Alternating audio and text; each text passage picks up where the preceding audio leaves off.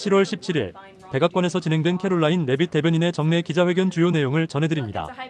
이날 회견에서는 조 바이든 행정부 시기 불안정했던 인플레이션이 마침내 해소되며 미국 경제가 빠르게 회복되고 있다는 소식이 먼저 전해졌습니다. 이어 대통령이 펜타닐 마약 확산을 막기 위한 강력한 법안에 서명한 사실과 남부 국경에서의 불법 입국자 단속 성과가 구체적인 사례와 함께 발표됐습니다. 특히 어린이 보호를 위한 연방 차원의 행정 조치와 그에 따른 실제 성과, 낭비성 예산을 대폭 삭감하는 예산 패키지 논의, 그리고 불법 체류자 신분 합법화 법안 등 국민의 관심이 집중된 사안들까지 다양한 현안이 다뤄졌습니다. 지금부터 한글 번역 자막 그리고 용어 해설과 함께 전체 영상을 시청하시겠습니다. Good afternoon, everyone. I apologize for our tardiness. I was with the president. Let me begin with a few scheduling announcements today. President Trump will travel to Scotland, where he will visit both Turnberry and Aberdeen from July 25th to July 29th. During the visit, President Trump will meet again with Prime Minister Starmer to refine the great trade deal that was brokered between the United States and the United Kingdom. And the President and the First Lady will travel to the United Kingdom for an official state visit from September 17th to September 19th later this fall. This will mark a truly unprecedented second state visit for President Trump, and he is honored and looking forward to meeting with His Majesty the King at Windsor Castle. There has been a wave of positive economic news over the past week, which I would like to highlight today. Joe Biden's inflation crisis has been defeated. Prices paid to American businesses for goods and services were flat in June, which is lower than all 50 forecasters in the Bloomberg survey predicted. And core inflation, which is the best measure of inflation, came in lower than expected again in the month of June.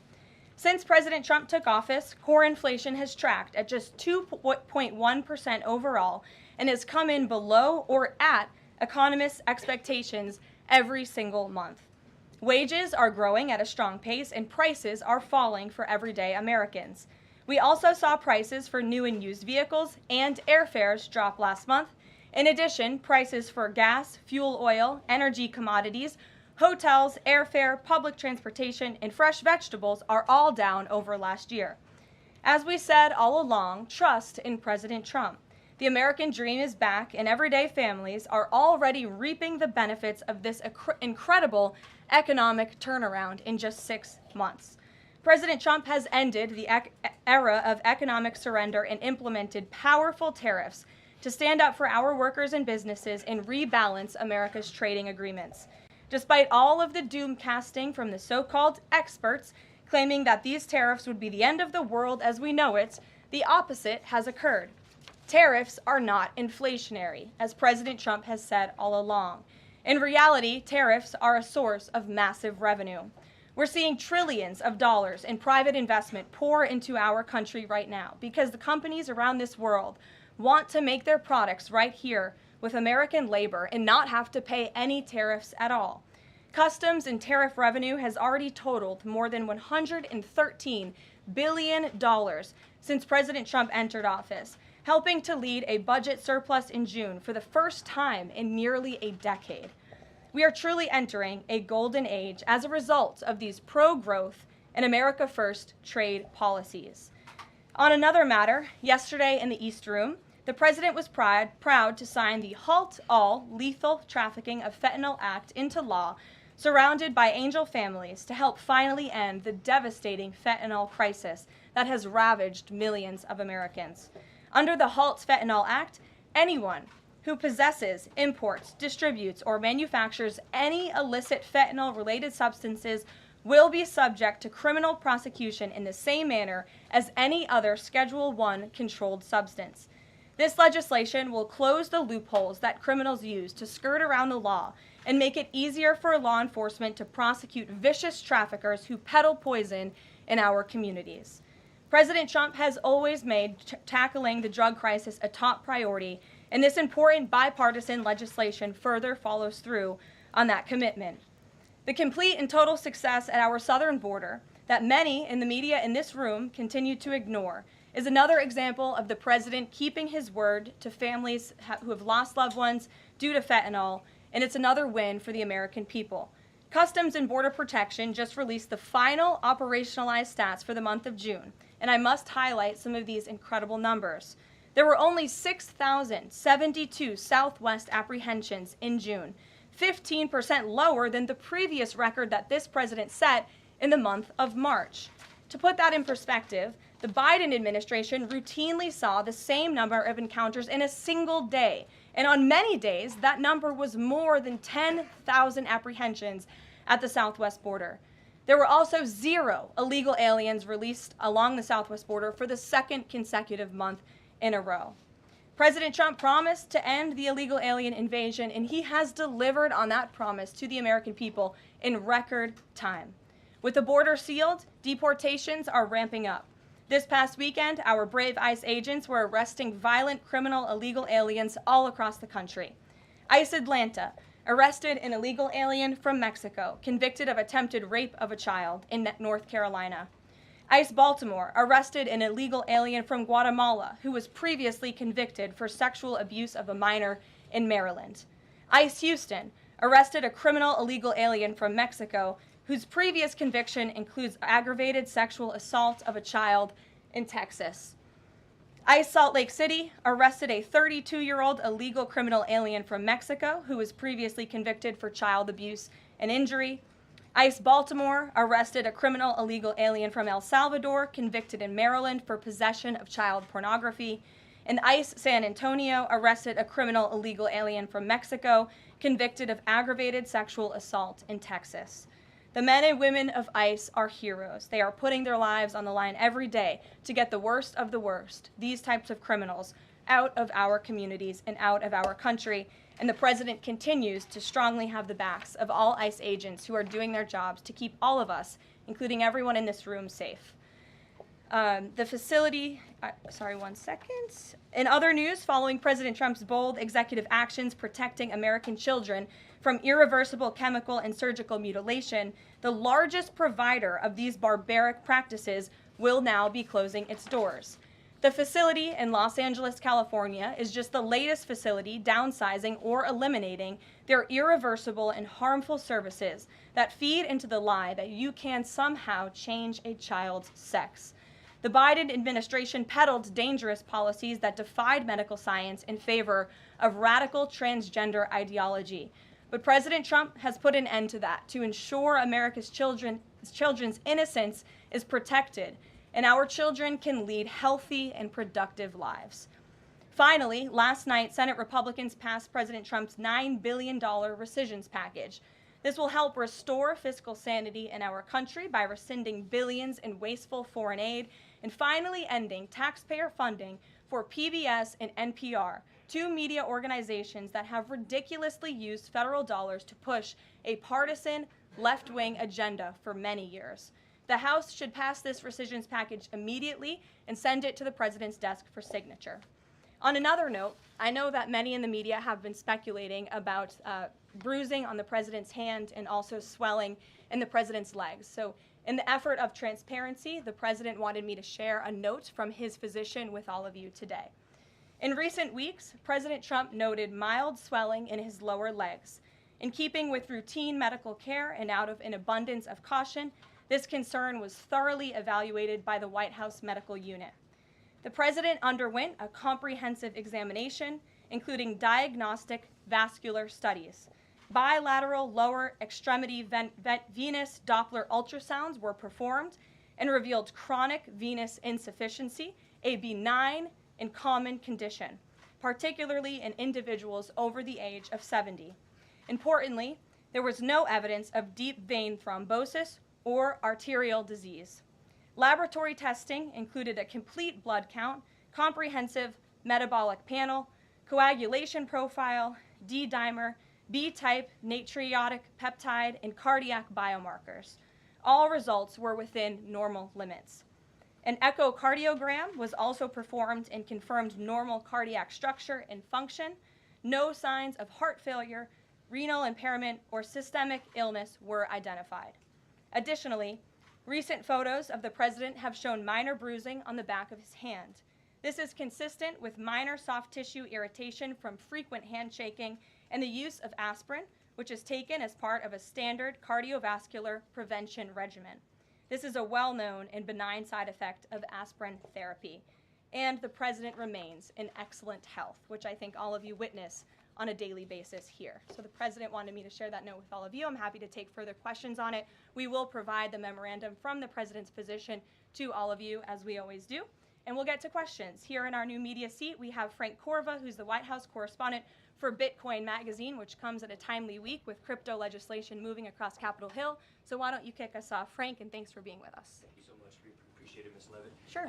I was curious to hear if the president was in favor of removing any and all language around central bank digital currencies from the Genius Act, maybe as a means to get it across the line and get it on his desk. And then my second question was about something the president spoke about in this room. He talked about a $600 de minimis tax exemption for Bitcoin and other crypto spending. So I was just wondering if you could comment on those. Sure. Well, the president did signal his support for a de minimis exemption for crypto, and the administration continues to be in support of that. We are definitely receptive to it to make crypto payments easier and more efficient for those who seek to use crypto as simple as buying a cup of coffee. Of course, right now that cannot happen, but with the de minimis exemption, perhaps it could in the future, and we will continue to explore legislative solutions to accomplish that.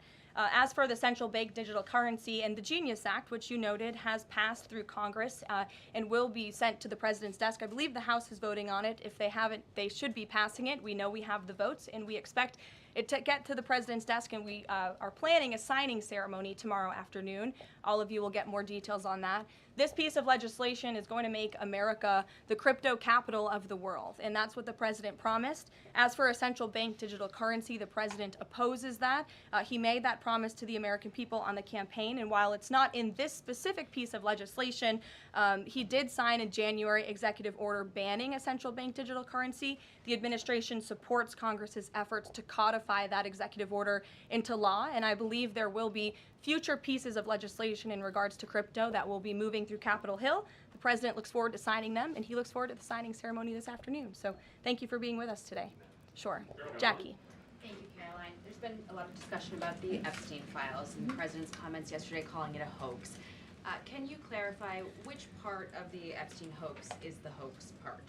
The president is referring to the fact that Democrats have now seized on this as if they ever wanted transparency when it comes to Jeffrey Epstein, which is an asinine suggestion for any Democrat to make. The Democrats had control of this building, the White House, for 4 years, and they didn't do a dang thing when it came to transparency in regards to Jeffrey Epstein and his heinous crimes. It was this president who directed the Department of Justice and the Attorney General to do an exhaustive review of all files related to Jeffrey Epstein, which they did. The Attorney General and the FBI, led by Pam Bondi, Dan Bongino, Kash Patel, these are great patriots, some of the most trusted voices in the Republican Party movement. It's part of the reason the president appointed them to these high law enforcement positions, and they spent many months going through all of the files related to Jeffrey Epstein, and they concluded what they found in that memo, which they drafted and they released. And so the president has been transparent. He has followed through on his promises to the American people, but he doesn't like to see Democrats and the mainstream media covering this like it's the biggest story that the American people care about. The president has been working so hard this week. On Tuesday, he went to Pennsylvania, where he secured $90 billion in investments for the Commonwealth, for the people of that state. After that, he came back to the Oval Office at 8 p.m. He went in there to whip votes to get the Genius Act signed into law. And because of his efforts, that bill is now going to be signed and passed. The following day, yesterday, he meets with a foreign leader, the King of Bahrain, to secure more investments into this country. And then yesterday afternoon, the president is in the East Room of the White House mourning with parents who have lost their children because of fentanyl, signing a bipartisan piece of legislation.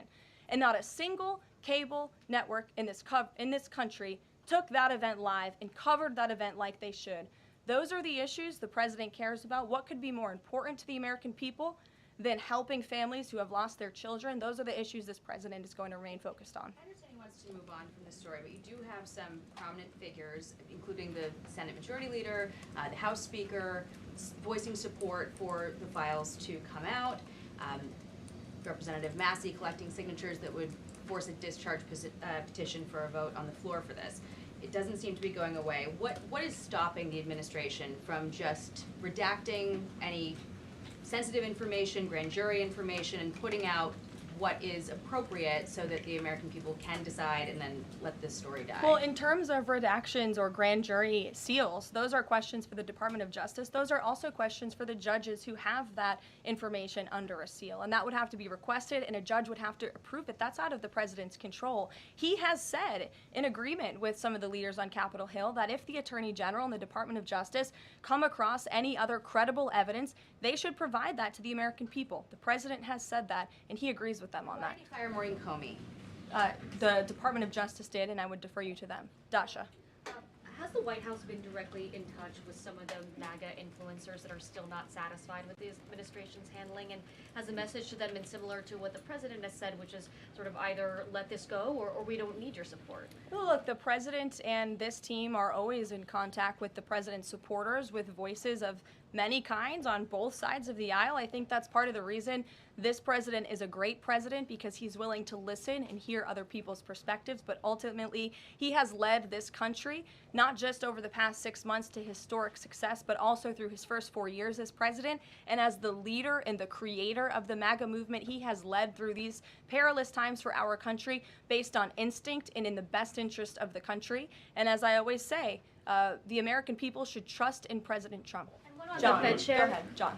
Thanks a lot, Caroline. The president on Monday announced that if there's not compliance with Russia within 50 days, there would be increased tariffs. Can you explain how that works, first of all? What happens if Russia doesn't end its war with Ukraine in 50 days? Well, in 50 days, as the president clearly laid out, if there is not a ceasefire agreement or a peace deal within that time frame, if Russia refuses to legitimately agree to a ceasefire, then they will face very steep tariffs, and they will also face secondary sanctions. So countries that are purchasing oil from Russia will be sanctioned as well, and of course that will do deep damage to Russia's economy. And I would just add that the president wants this war to end with a diplomatic solution. He's been pushing for it.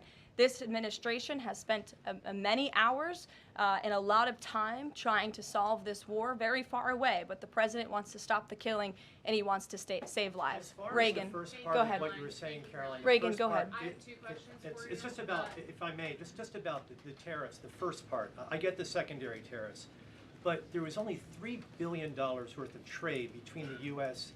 and Russia in 2024. It's expected to be far less this particular year. On April the 2nd, both you and the Treasury Secretary said it's not necessary to apply any tariffs on Russia. You said that because of the lack of trade, it precludes, that was the word you used, any need for tariffs. Why now, and why do you think that that would make them cave and come to some sort of peace agreement as it relates to Ukraine? $3 billion is still a lot of money, John, and it's not just tariffs, it's the secondary sanctions as well that will be implemented in 50 days. Reagan. Thanks, Caroline. I have two questions for you. Sure. First on Congress. Congresswoman Salazar introduced legislation that would give some illegal immigrants in the country a path to citizenship. 10 Republicans signed on to what she's calling the Dignity Act. I'm curious what the White House's position is on the legislation and if the president would veto this bill if it made it to its desk. From my understanding, the White House nor the president has actually read through this legislation. We've been focused on, of course, the One Big Beautiful Bill, which passed, which is another historic accomplishment of this president in record time. The Genius Act this week, the rescissions package, that's been the focus of the White House. But the president has made it very clear he will not support amnesty for illegal aliens in any way. I want to give you a chance to respond to the CEO of NPR. She's claiming that the cuts to their network will, quote, be a real risk to public safety of the country. Murkowski has argued that public broadcasting stations save lives. Could you respond to these concerns? The NPR CEO said cutting NPR will be a risk to public safety. I am not sure how NPR helps the public safety of our country, but I do know that NPR, unfortunately, has become really just a propaganda voice for the left. Just a few examples for you. In 2020, NPR refused to cover The Hunter Biden laptop scandal in the run-up to the election, they said their assertions don't amount to much, writing they did not want to waste the listeners' and readers' time on stories that are just pure distractions. That does not sound like an unbiased opinion. That sounds like a partisan opinion to me. And this is a taxpayer-funded organization. In 2018, that same CEO that you're talking about called the president in the Oval Office, who nearly 80 million Americans elected, she called him racist, shared a photo of herself wearing a Biden for President campaign hat, serves on the board of a Soros-funded activist group. In 2020, PBS's White House correspondent at the time characterized President Trump's speech then at Mount Rushmore as a love letter to white resentment, promoting the myth of America. In 2017, PBS devoted an entire panel talking about what it means to be woke and white privilege. In 2023, PBS's Washington Week Roundtable covered up Joe Biden's clear mental divide. That's actually quite the clip. I would encourage all of you to look at it. These are not honest news organizations. These are partisan, left-wing outlets that are funded by the taxpayers. And this administration does not believe it's a good use of the taxpayers' time and money. Ed Lawrence. Yeah, thanks, Carol. I want to ask you about the Federal Reserve. So does the president believe that the slightly restrictive monetary policy stance right now, could that cause an economic slowdown? And if he does believe that, when? What pause are you referring to? No, could the stance of the monetary policy is slightly restrictive? Does the president believe that that stance, the slightly restrictive stance, could cause an economic slowdown in itself? I haven't heard the president discuss that specifically, but what I do know in regards to the Federal Reserve is the president's been very transparent about his displeasure with both the policies and the management of the Fed, and he spoke about that to all of you pretty extensively in the Oval Office yesterday. And last month, one more if I could, last month the Canadian Prime Minister said the president had agreed to a July 21st deadline to sort of work towards a trade agreement. That's 4 days from now.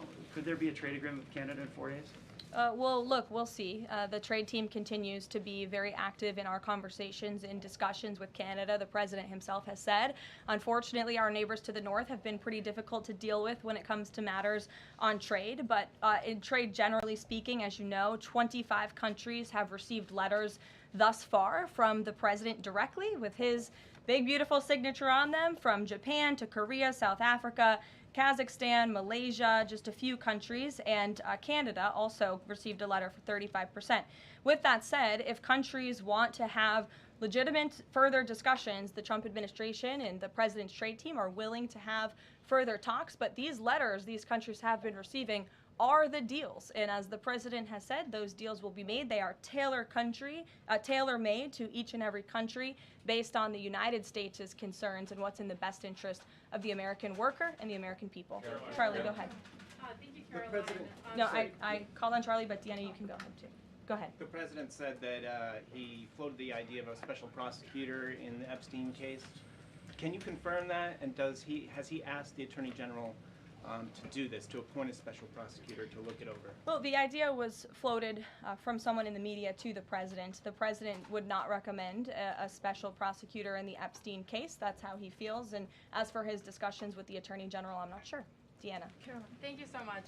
Do you know what the president's reaction was to Mike Johnson saying that he wants additional files released, the Epstein files? Was there a conversation with Mike Johnson about that following his comments? I won't discuss the president's private conversations with the Speaker of the House, but as I answered to Jackie's question earlier, the president has said if the Attorney General and the Department of Justice and the FBI have any more credible evidence in regards to Jeffrey Epstein's crimes, they should put that forward. He has called on them to do that. Thank you, Caroline. With a few days. I'll go to all of you, starting with the lady in the blue. Go ahead. With a few days to the August 9th deadline, how are the negotiations with Europe going? There's some sticking points. What are they? Can we expect a delay, or should we expect a deal soon? Well, I believe the deadline is August 1st. As for the European Union, they continue to be very eager in negotiating with our country for obvious reasons on ways to lower their tariff and their non-tariff barriers that we have long said harm our workers and our companies. So the president's trade team continue to be in talks with the European Union. Would he accept, or would he put forth a postponement of the August 1st? He's already said he will not. Caroline, Owen, go ahead. Good afternoon, Caroline. In Gaza today, Holy Family Catholic Church was struck by an Israeli shell. Yes. 3 people were killed, 10 wounded. What is the president's reaction to that church coming under fire? It was not a positive reaction. He called Prime Minister Netanyahu this morning to address the strikes on that church in Gaza, and I understand the Prime Minister agreed to put out a statement. It was a mistake by the Israelis to hit that Catholic church. That's what the Prime Minister relayed to the President, and you should look at the Prime Minister's statement that will be coming out. Steve, go ahead. Back to your letter that you read at the beginning. Sure. The President, you said mild swelling in his legs. Yes, is sir. it causing him any discomfort? How are you treating it? Nope. No discomfort from the President at all, and you probably all see that on a day-to-day basis. He's working around the clock. As for the treatments, I can defer to the President's physician, and we'll get you this letter. I think it will answer all your questions. There are reports that a Chinese-born banker who works in Atlanta for Wells Fargo is being prevented from leaving China. Has the President, is he going to bring this up with President Xi? Are you aware of the case? I'm not aware of the case, but I'm sure our National Security Council team is. Steve will get you some answers on that. Kristen. Thank you, Caroline. 2 questions. So the first is that President Trump said that the Attorney General only gave him a brief overview of what was in these Epstein files. Does he have knowledge or an understanding of what is in the files related to Epstein that have not been released? Not to my knowledge, and that's a question for the Attorney General, as I said, and the President has told the Attorney General if they have any more credible evidence, they should release it. Is that evidence, would she have to run that by the President before she released it? I don't think so. He said if she has any more credible evidence, she should release it. You're on. Go ahead. Thank you. Go ahead, yes. Great. Thank you, Caroline. 2 questions. One, today. And you can go ahead, Andrew. Don't worry. Today, tens of thousands of folks are rallying nationwide to honor the legacy of Congressman John Lewis. Meanwhile, Republicans in Texas reportedly are working to redraw congressional maps at President Trump's urging. How is President Trump reconciling his call to action for Texas Republicans with the legacy of Representative John Lewis? I'm not quite sure how the 2 things are related. I think the President would agree that John Lewis served our country for many, many years. It has nothing to do with the redistricting efforts that are currently underway by Texas Republicans to add seats to their legislature. They have the right to do that. The President spoke to the congressmen and women who serve the great state of Texas about it, but it's up to them and it's up to their legislature to get that approved. And Caroline, just a second question. And Go does ahead. the President support the Justice Department's request for just 1 day in jail for the officer convicted in Breonna Taylor's killing? And what message does he believe that sends to her family and to other families seeking justice in cases of police violence? I haven't talked to the President about that case. Go ahead. Just the President, when the President met the interim President of Syria a couple of months ago, he described him as a young, tough, attractive guy. After the latest clashes in Syria over the last few days, does President Trump still support Syria's interim president? The President still supports Syria's pathway to a peaceful and prosperous country, and you received an update directly from the Secretary of State on the ongoing situation between Syria and Israel. I spoke to him myself this morning to get an update, and as soon as the United States became involved in this conflict, we were able to de-escalate, deconflict. That seems to be continuing. Syria agreed to draw back their troops that were in the area where that clash was ongoing, and we continue to be very actively monitoring the situation. The President wants to see Syria become a prosperous and stable country, and by the lifting of the sanctions on Syria, he's giving them a real chance to do that, and he wants to see that through. Andrew, go ahead. So on Tuesday, the President told a very detailed story about his uncle, noted scientist John Trump, and Theodore Kaczynski, the late Unabomber. He said that Dr. Trump taught Ted Kaczynski. Ted Kaczynski was not identified as the Unabomber until 1996, 11 years after John Trump passed away. It would have been impossible for John Trump to have ever discussed the Unabomber with the president. So what was he talking about? And I have one follow-up.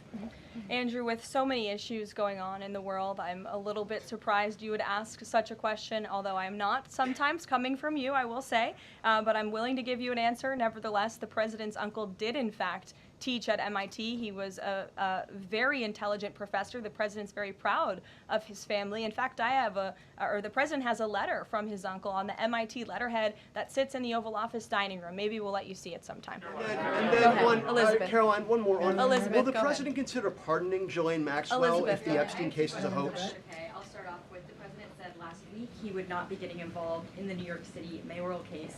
If that mayoral race, if that's still the case, given his history drawing a large crowd in New York City, what's his reason for staying out of it in that way? Well, look, I think the president reserves the right to get involved in races or not get involved in races, and he's made the decision not to weigh in on the New York mayoral race, as you rightly pointed out, although he has gone as far to say he absolutely does not want to see Zemdami elected, who is a known communist who supports the abolishment of private property, the defunding of police. He has made very well-known anti-Semitic statements. It would be a disaster for New York and for this country, and I think it's quite telling that this individual, a known communist, has been spending time in Washington this week meeting with leaders on Capitol Hill.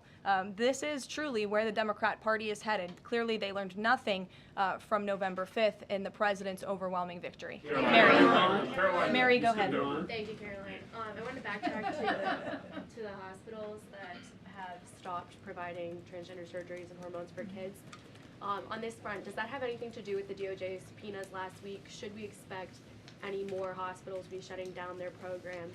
And I wanted to also ask what you make of all these media reports, especially the AP, which I noticed, which portrays these children as losing something that's saving their lives.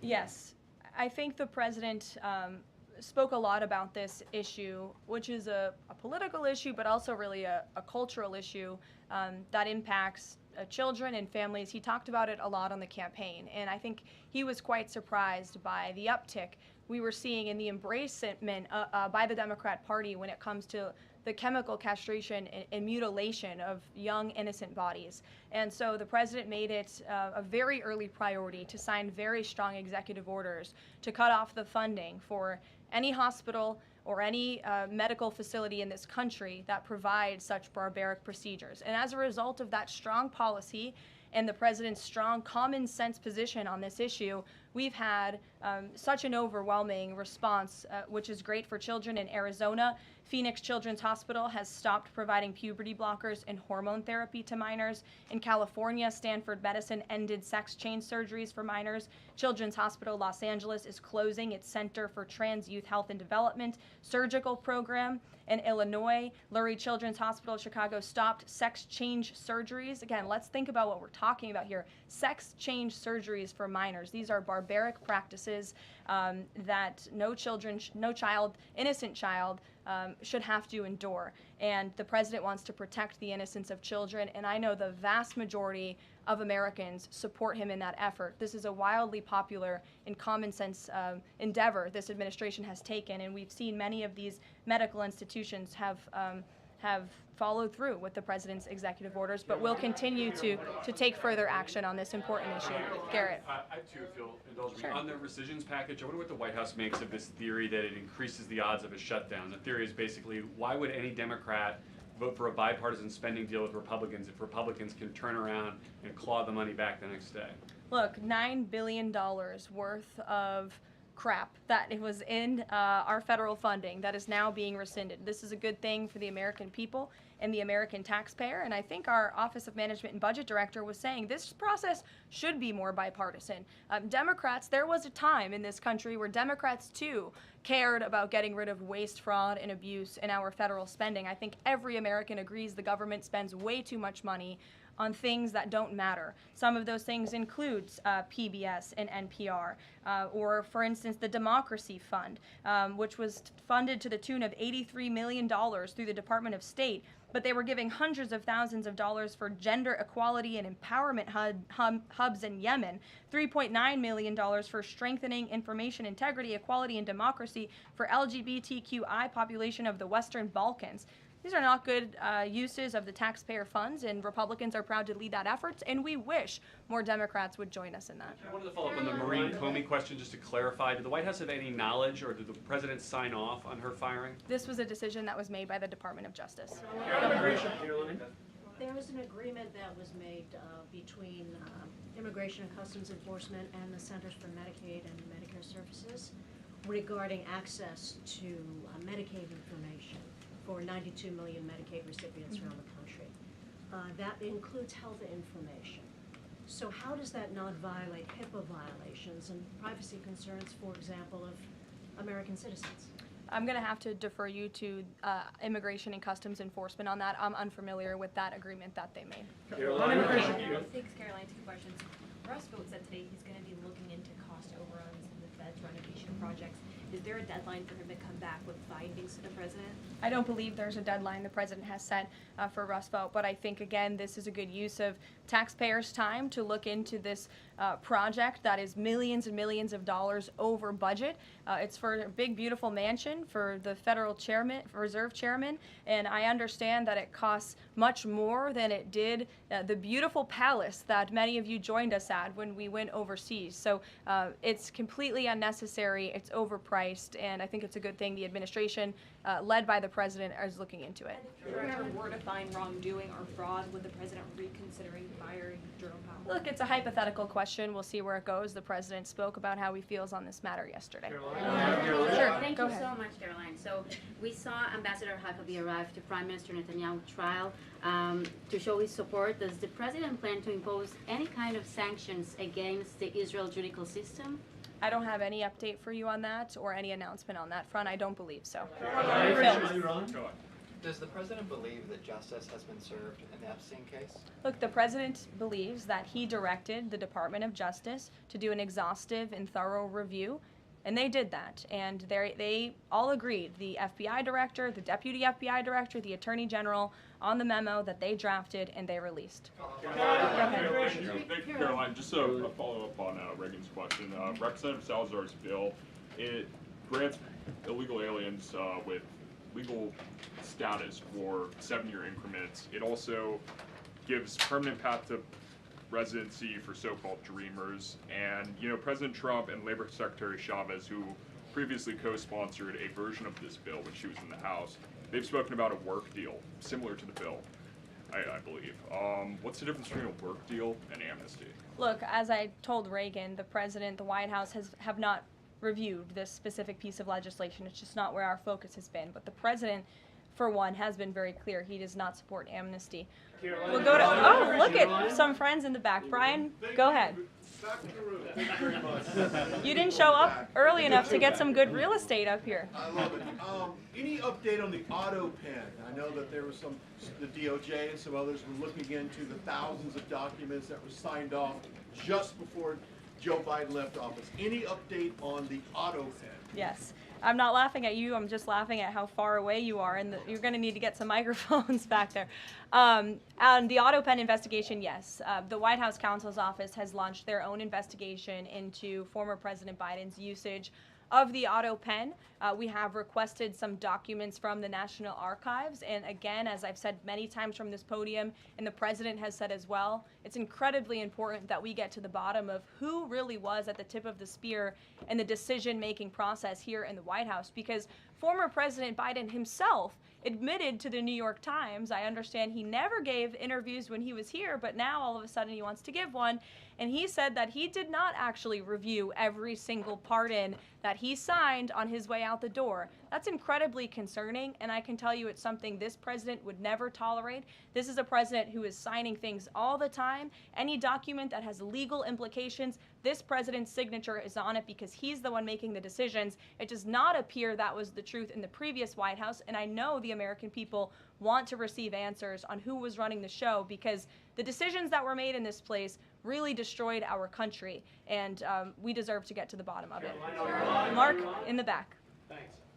Some Christian groups are complaining that they are not able to get visas as quickly to travel to Israel, and it's been elevated to Ambassador Huckabee's station. Is the White House aware of that? Does it have any reaction to that? And is that part of the president's disappointment with Netanyahu and his government?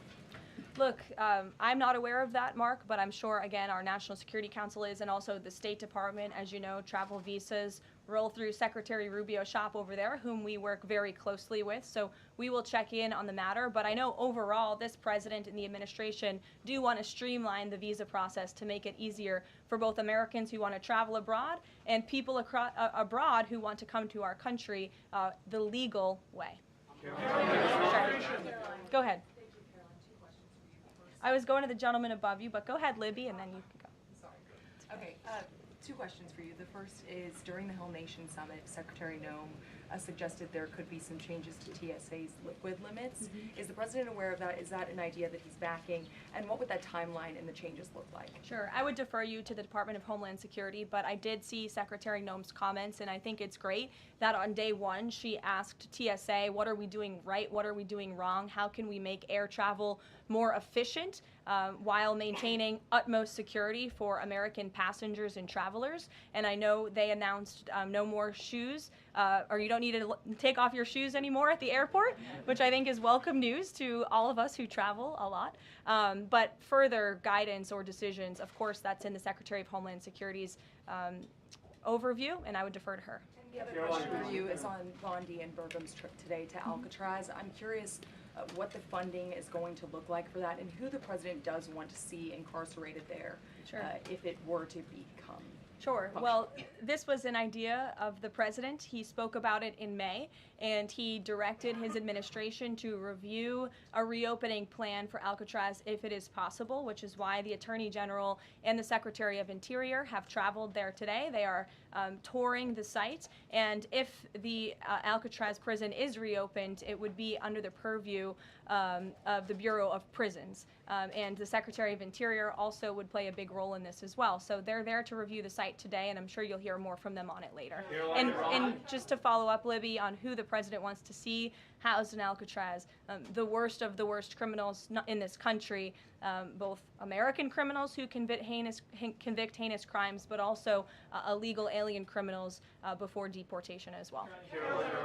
Go ahead. The State Department yesterday urged the Chinese Communist Party to cease its campaign to eradicate Falun Gong, a peaceful spiritual practice.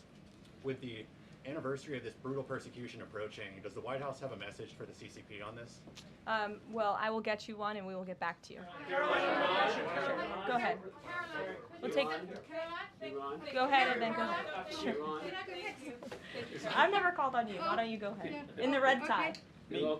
Dr. Harper behind. Thank you. Yes. Go ahead. Go ahead. Me. Thanks. Yes. Thank you, Caroline. Yes, you. What's your name? My name is Matias. Thank you. What's your outlet? I'm for Record TV, Brazil. Great. Brazil's President Lula recently said that President Trump was elected to govern the United States and not to act as the emperor of the world. And he also emphasized that Brazil is open to negotiation. I'd like to hear what you have to say about it, what the administration has to say about it, and specifically what areas are currently open to negotiation in the light of the 50% tariffs that were announced. Sure. The president is certainly not trying to be the emperor of the world. He is a strong president for the United States of America, and he's also the leader of the free world. And we've seen a great shift across the entire globe because of the strong leadership of this president. In regards to Brazil, the president sent a letter to Brazil announcing their new tariff percentage. He also directed our USTR ambassador, Jameson Greer, to launch an investigation of Brazil under Section 301 of the Trade Act of 1974, designed to address unfair foreign practices that are affecting U.S. commerce.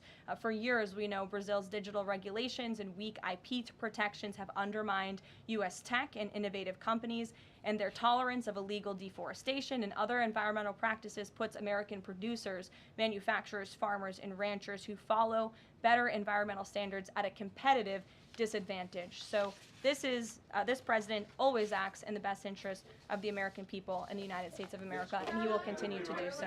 Thank you very much, everyone. We'll see you later. I appreciate the enthusiasm today.